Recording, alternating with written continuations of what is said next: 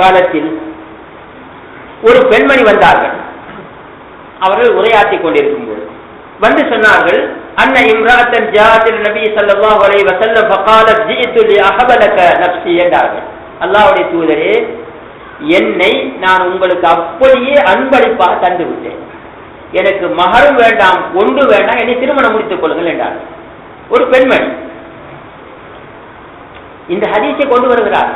கொண்டு வந்து சொல்லுகின்றார்கள், முகத்தை பெண்கள் திறக்கலாம் என்று. இப்படி அந்த பெண்மணி வந்து சொன்னார்கள், என்னை நான் உங்களுக்கு அப்படி அன்பளிப்பாக்கி விட்டேன், எனவே என்னை நீங்கள் திருமணம் செய்து கொள்ளுங்கள், எனக்கு மகர் தேவையில்லை என்று சொன்னார்கள். சொன்ன உடனே நபி ஸல்லல்லாஹு அலைஹி வஸல்லம் என்ன செய்தார்கள்? ஃபஸஅத நظر இலைஹா வஸப்பபஹு, அந்த பெண்ணை பார்த்தார்கள்.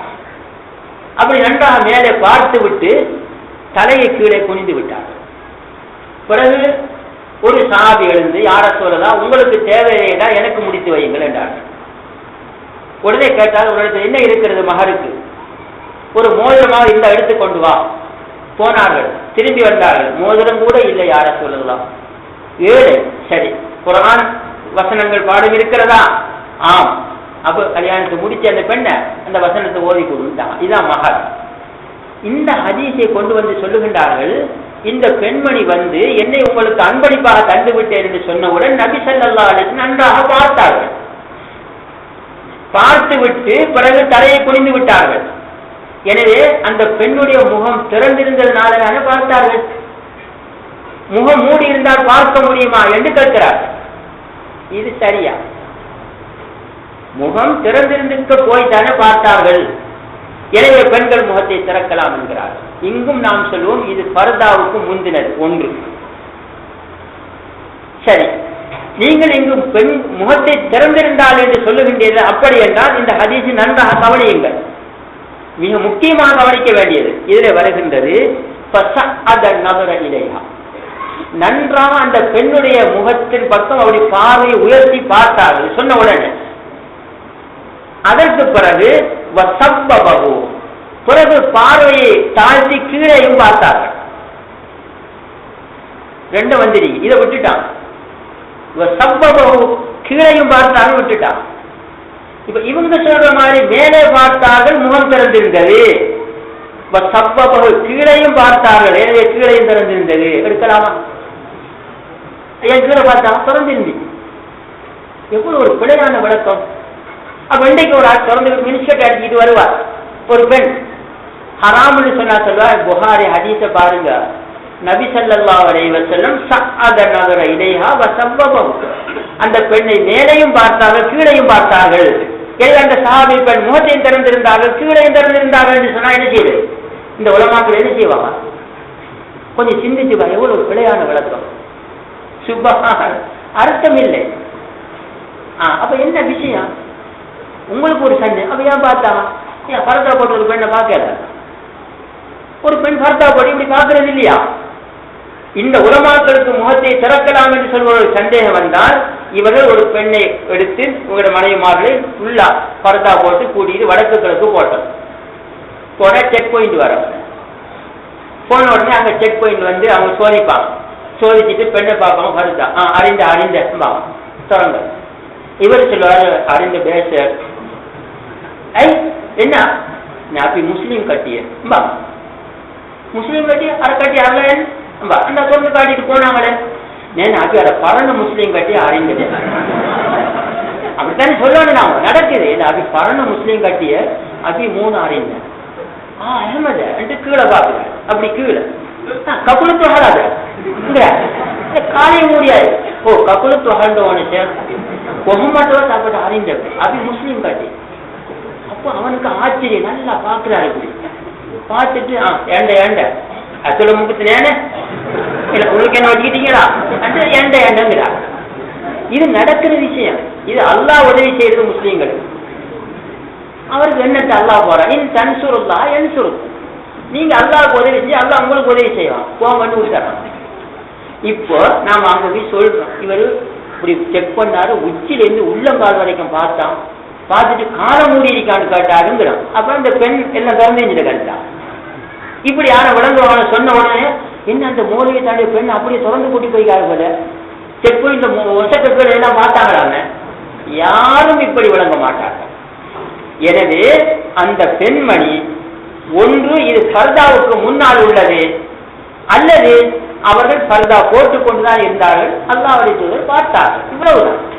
இதை முகம் திறந்திருக்க வேண்டும் என்பதற்கு என்று அவசியம் இல்லை. அப்படி நீங்கள் முகம் திறந்திருந்தது என்று எடுப்பதாக இருந்தால் இதற்கும் நீங்கள் விளக்கம் கொடுக்க வேண்டும். அகராதியில் எழுதுகின்றார்கள் வசப்பபஹு என்று சொன்னால் ஹஃபித ரஅஸஹு, ஹஃபல ரஅஸஹு, தலையை கீழே பணித்து பார்த்தார். இதற்கு பிறகு வருகின்றது வஸஅத ரஅஸஹு, அப்படியே தலை எப்படி குனிஞ்சிட்டான், எனக்கு விருப்பம் இல்லைன்னு. அதுக்கு பிறகு அந்த சஹாபி சொன்னது. எனவே இதிலும் ஆதாரம் இல்லை.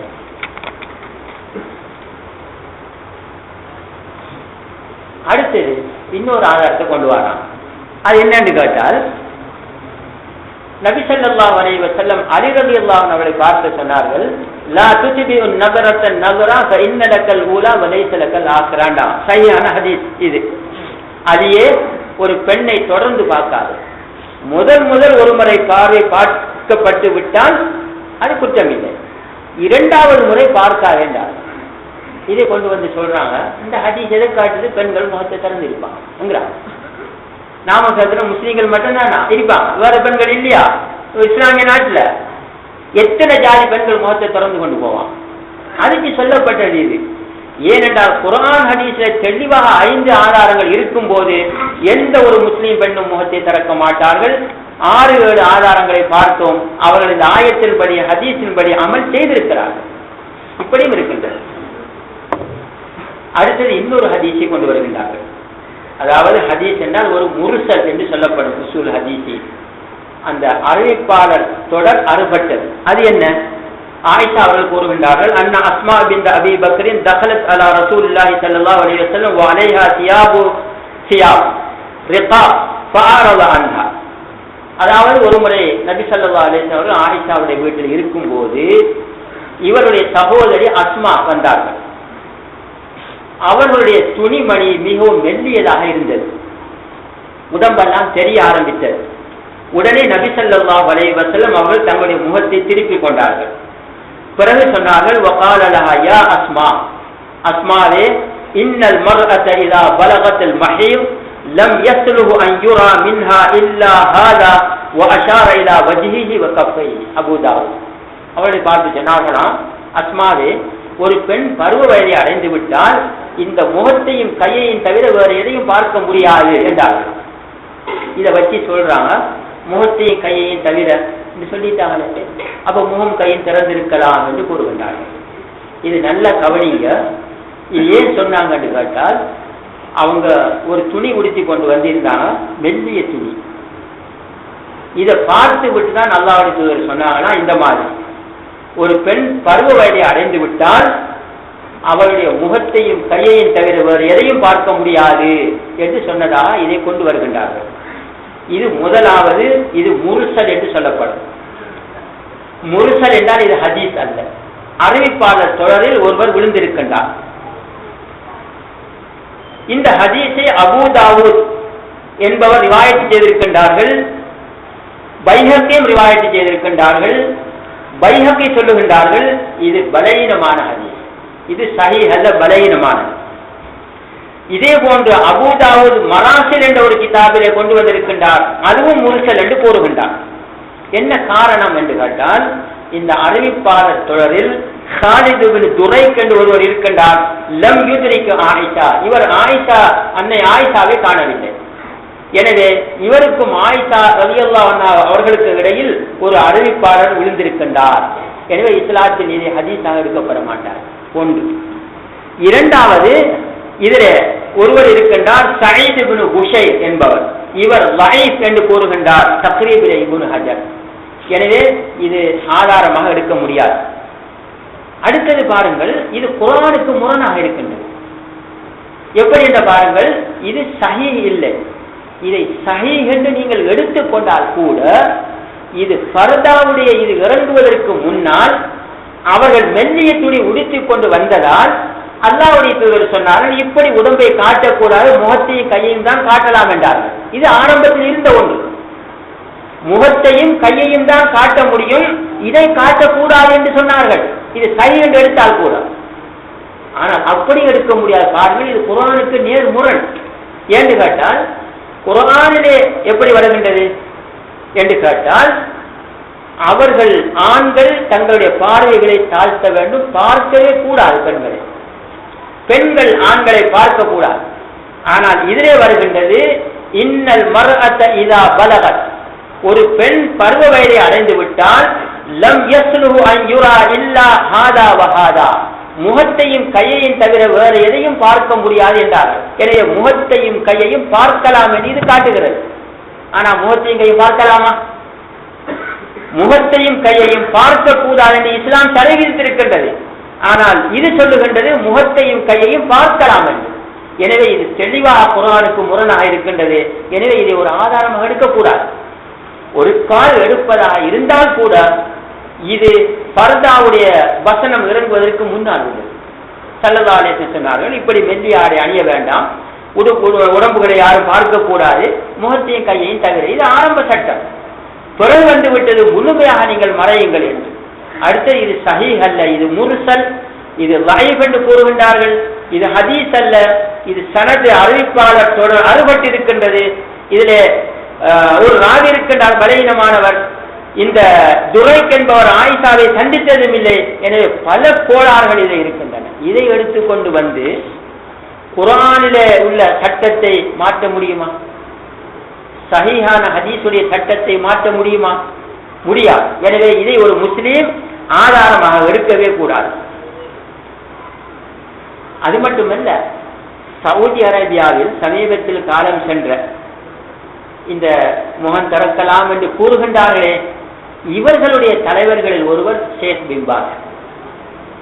அவர் ஒரு நூலிலே எழுதுகின்றார், இந்த அபூதாவுதிலே வந்திருக்கக்கூடிய இந்த அஸ்மாவுடைய சம்பவத்தை ஒரு முஸ்லீம் ஆதாரமாக எடுக்கக்கூடாது.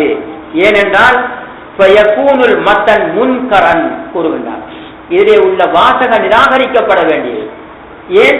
அல்லாஹ்வுடைய தூதர் ஸல்லல்லாஹு அலைஹி வஸல்லம் அவர்களுக்கு முன்னால் இப்படி அபூபக்கருடைய மகள் அஸ்மா தன் உடம்பை எல்லாம் காட்டக்கூடிய முறையில் மெல்லிய ஆடை அணிந்து கொண்டு முகத்தையும் கையும் திறந்து கொண்டு போவார்களா? எனவே இந்த வாசகம் நிராகரிக்கப்பட வேண்டியது, இதை எடுக்கக்கூடாது என்று கூறுகின்றார். சொல்லிவிட்டு கூறுகின்றார், லா யலீகு அன் யகஅ மின் அஸ்மா, இது அஸ்மாவிடத்தில் ஒரு காலம் இப்படி நடக்க முடியாது என்று அவர் கூறுகின்றார். அடுத்தது பாருங்கள், அஸ்மா ரலியல்லாஹு அன்ஹா அவர்களை பார்த்து அல்லாஹ்வுடைய தூதர் இப்படி சொல்லி இருந்தால், எப்படி? வேறு உடம்புகளை காட்டக்கூடாது முகத்தையும் கையையும் தவிர என்று. ஏன் அவர்கள் பிறகு ஹாக்கிமிலே சஹீஹான ஹதீஸ் வருகின்றது, குன்னா நுகத்தி உஜூஹனா மினர் ரிஜால், ஆண்களை கண்டால் முகத்தை மூடிக்கொள்வோம் என்று ஏன் சொல்லுகின்றார்கள்? இது காட்டுகின்றது. பாருங்கள், நன்றாக வழங்குங்கள் இந்த விஷயத்தை. முகத்தை திறப்பது கூடும் என்று சொல்வார்கள். இந்த ஆதாரத்தை கொண்டு வந்து அவர்களுக்கு தெளிவாக விளக்க வேண்டும். அஸ்மாவுடைய ஹதீஸ் தான் அபூதாவூத். நீங்கள் சொல்லுகின்றீர்கள் முகத்தை திறக்கலாம் என்று. அதே அஸ்மா என்ன செய்திருக்கின்றார்கள்? ஆண்களை கண்டால் முகத்தை மூடி இருக்கிறார்கள். எனவே இது தெளிவாக காட்டுகின்றது. இந்த சம்பவத்தை, அபூதாவூதிலே வந்திருக்கக்கூடிய சம்பவத்தை சஹீஹ் என்று எடுத்தால் கூட இது ஃபர்தாவுக்கு முன்னால் உள்ளது. ஃபர்தாவுடைய ஆயத்து இறங்கியதற்கு பிறகு அஸ்மா முகத்தை மூடி இருக்கிறார்கள். தெளிவாக இருக்கின்றது. குன்னா நுகத்தி உஜூஹனா மினர் ரிஜால், ஆண்களை பார்த்து நாங்கள் என்ன செய்வோம்? முகத்தை மூடுவோம்.